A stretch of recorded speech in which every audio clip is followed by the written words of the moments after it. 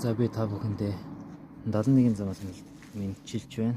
За өнөөдөр ярих сэдв бол тууштай байдал буюу бат бараг. За тууштай байдал гэж юу хэлэх вэ гэхээр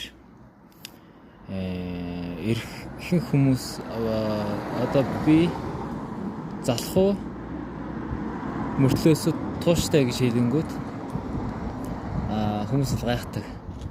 Залах хүн яаж тууштай байх юм бэ гэдэг. За залах уу гэдэг ойлголт нь бас өөр ойлголт. Би одоо хиймээр дэдэг хийхгүй. Харин тууштай бол нэг зүйлээ тогтмол хийх. Энэ хооронд энэ хоёр чинь зөрүүтэй ч юм уу? Ямар ч байсан би залах өрнөсөө тууштай гэж өөрийгөө тодорхойлно. Яг өмнөө нэг зорилго тавьчаад түүний хойноос тасралтгүйгээр тогтмол хийж байгаа. Хаяада зарим өдөр алгасч байгаа. Гэхдээ би хийж байгаа. Энэ болохоор тууштай байдал. Харин тэр зарим өдөр нь алгасч байгаа явдал нь бол миний залхуугийн илэрэл гэж хэлж болно. За хүн бол тэгээд анханасаа тууштай байхгүй. Би бол хүүхэд байхдаа гэрийн даалгавраа хийдгүү байсан. Гэхдээ гэрийн даалгавар гэдэг бол шал өөр ойлголт л доо.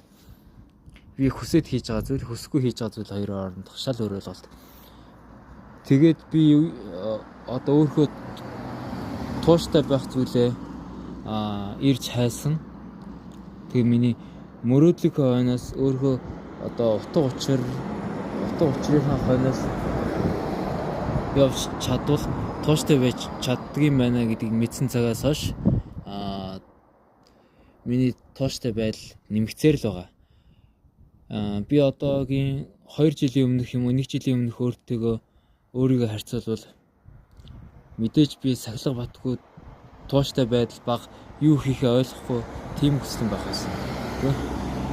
Гэхдээ одоогийн хүслэн бол яг юу хийхээ хааш явахаа ойлгоод одоо өдөр болгон ямар ч лсэн таталбар 5-аас бага илүү зурх ёстой гэдэг ч юм уу. Энэ байдлаар тууштай зан чанар нь илэрж байгаа гэсэн. Анханасаа хүн тууштай төрдөг. Гэхдээ яг хүн алдаад байгаа болох байгаа мэдээд хүн ахих тусам улам тууштай болчихно гэсэн. За өнөөдөр бичлэг энэ хүрээд дуслаа. Бай.